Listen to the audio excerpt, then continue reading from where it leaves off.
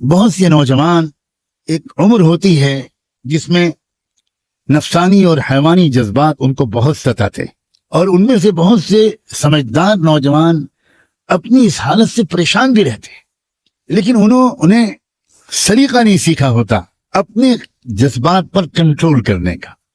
ان میں سے جتنے نوجوانوں کو ذرا فکر مندی نصیب ہو جاتی ہے، وہ تنہائیوں میں اپنے راز کھولتے ہیں اور وہ بتاتے ہیں کہ میں اس بری عادت میں مبتلا ہوں۔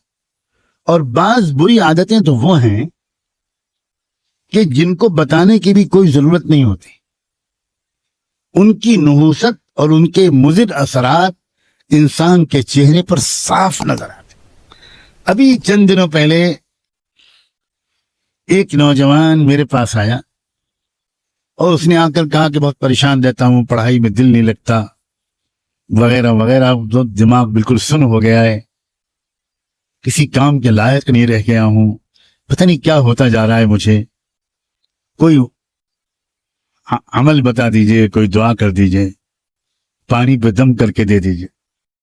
اب وہ بیچارہ کھل کے نہیں بتا پا رہا تھا، اور علامتیں بالکل صاف تھیں کہ یہ بیچارہ نوجوان یہ اپنی انرجی کو، اپنی طاقت کو یہ تنہائی میں اپنے ہاتھ سے ضائع کرتا ہے، یہ اس گناہ میں پھنسا ہوا ہے۔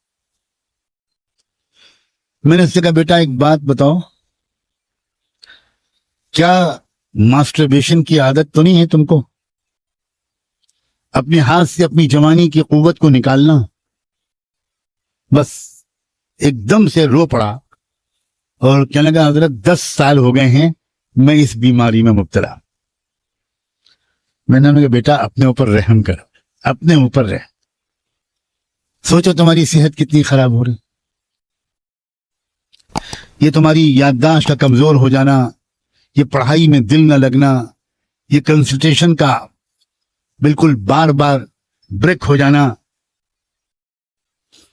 سستی، کاہلی، نوجوانی کی اس عمر میں بدن میں کمزوری، یہ کسی سحر جادو چکر کی وجہ سے نہیں ہے، یہ صرف اس عادت کی وجہ سے۔ اور پھر تم ابھی اپنے اوپر ظلم کر رہے ہو، کل کو جب تمہاری شادی ہوگی تو اس وقت تم اپنے اوپر ظلم کے بعد تم تو ہوگے شرمندہ، اور تمہاری بیوی ہوگی تمہارے ہاتھ کی مظلوم، اور پھر خاندان میں تمہاری بدنامی ہوگی۔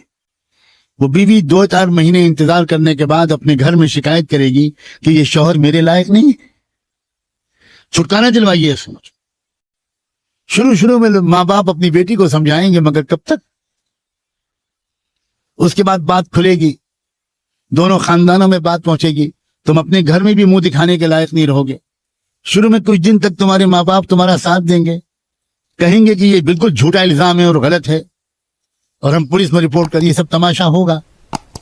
بالآخر ڈاکٹر حکیم کے پاس جاؤ گے اور وہ تصدیق کر دیں گے کہ بالکل صحیح بات ہے، یہ لڑکا اپنی بیوی کے لائق نہیں۔ تم اس زندگی کو جہنم بنا رہے ہو بیٹا، اپنے اوپر ظلم کر رہے ہو، اور یہ تو تم ابھی تم بھگت رہے ہو سزا، اور مرنے کے بعد کیا ہوگا؟ اللہ اس نوجوان کو ہمیشہ کے لیے محفوظ کر دے اور سب کو محفوظ کر دے۔ اس نے پھوٹ پھوٹ کے رونے لگا، اس نے کہا نہ میں پانی پہ دم کراؤں گا، نہ دعا و تعویذ کے لیے کہوں گا، آپ مجھے ترکیب بتائیے کہ میں اس سے کیسے اپنے کو بچاؤں۔ میں نے کہا بہت آسان ترکیب، بہت آسان ترکیب۔ دیکھو، خیال دماغ میں آئے گا، خیالات کے آنے کو شروع میں روکا نہیں جا سکتا، بالکل آئے گا۔ اب تو تم اتنے زمانے سے عادی ہو گئے ہو، لیکن خیال کو عمل میں تبدیل ہونے سے روک لینا یہ تمہارے اختیار میں۔ اور اس کی ترکیب یہ ہے کہ تم فوراً اپنی حیت بدل لو۔ اگر تم لیٹے ہوئے ہو، بیٹھے ہوئے ہو، اکیلے ہو، کھڑے ہو جاؤ، اٹھ جاؤ، چہلنے لگو، چلنے لگو، وضو کرو، فوراً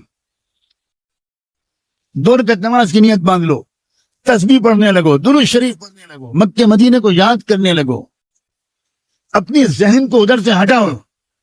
2 منٹ کے اندر सारा भूत उतर जाएगा, तुम नॉर्मल हो जाओ। इतनी सी कुव्वत इरादी, इतनी सी विल पावर तुमको इस तबाही से बचा सकती है, कतई मुश्किल नहीं।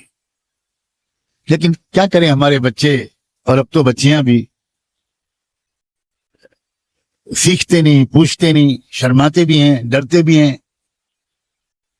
लगता है उनको कि हमको डांट पड़ेगी। घर के बड़े बूढ़े माँ बाप वो खुद उम्र के इन मराहिल से गुजर चुके होते हैं, लेकिन कोई बाप अपने बेटों को ये बातें नहीं समझाता, कोई माँ अपनी बेटियों को ये बातें नहीं समझाती। बहुत बड़ा कम्युनिकेशन गैप है, बहुत बड़ा ये एक गैप है। इसी वजह से हमारे बच्चे बर्बाद हो रहे हैं। हालांकि जो आज बाप और माँ हैं वो भी तो कभी 14-15 साल के थे, वो भी तो कभी 16-17 साल के थे, वो भी तो कभी शादीशुदा जिंदगी से पहले के नौजवान कुंवारे थे। क्यों भूल जाते हैं अपने दिनों को, क्यों भूल जाते हैं अपनी गलतियों को, जज्बात को? ये बहुत बड़ी गलती है। और मैं पिछले कुछ अरसे से अब मैंने फैसला किया हुआ है कि मैं बार बार इन बातों को खोलकर बयान करूंगा, क्योंकि मुझे जब भी ऐसी बातें मैंने खोलकर बयान की हैं, मुझे 50 से 100 तक मैसेजेस या ईमेल मिले हैं कि थैंक यू वेरी मच मौलाना, अल्लाह आपको जज़ाए खैर दे। वो बयान में मेरी आंख खुल गई और ऐसी तरकीब आपने बता दी कि मुझे 1 साल हो गया, मुझसे वो गलती दोबारा नहीं हुई। इसका मतलब यह हुआ कि हमारे अजीज नौजवान बच्चे ये हमारे जिगर के टुकड़े हैं भाई, ये हमारी उम्मत का मुस्तकबिल है, ये कीमती लोग हैं।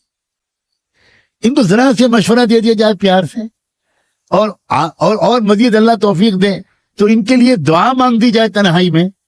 क्या पता अल्लाह ताला इनको हिम्मत दे दे और वो बहुत आसानी के साथ इस दलदल से निकल आए। जिन लोगों का रूहानी पहलू मजबूत रहता है वो बहुत आसानी से अपने जज्बात को काबू में कर ले। उन्हें तो इतना अमल भी नहीं करना पड़ता जितना मैंने बताया। जैसे कोई ख्याल उनके दिल में आता है वो एकदम से अस्तगफिरुल्लाह पढ़ते हैं, ला हौला वला कुव्वता इल्ला बिल्लाह पढ़ते हैं। हजरत यूसुफ अलैहिस्सलाम ने क्या किया था? भागे थे और कहा था माअज़ल्लाह, इतना ही तो कहा था, माअज़ल्लाह, अल्लाह बचा लीजिए मुझे। भागे भी और दुआ भी मांगी। बहुत अहम इशारात हैं। नकले मकानी, उस जगह से हट जाना, पोजीशन को चेंज कर देना, ये सब रूहानी किस्म की तदबीरें हैं जिनसे इंसान बड़ी आसानी के साथ नफ्स और शैतान के हमलों से बच सकता है।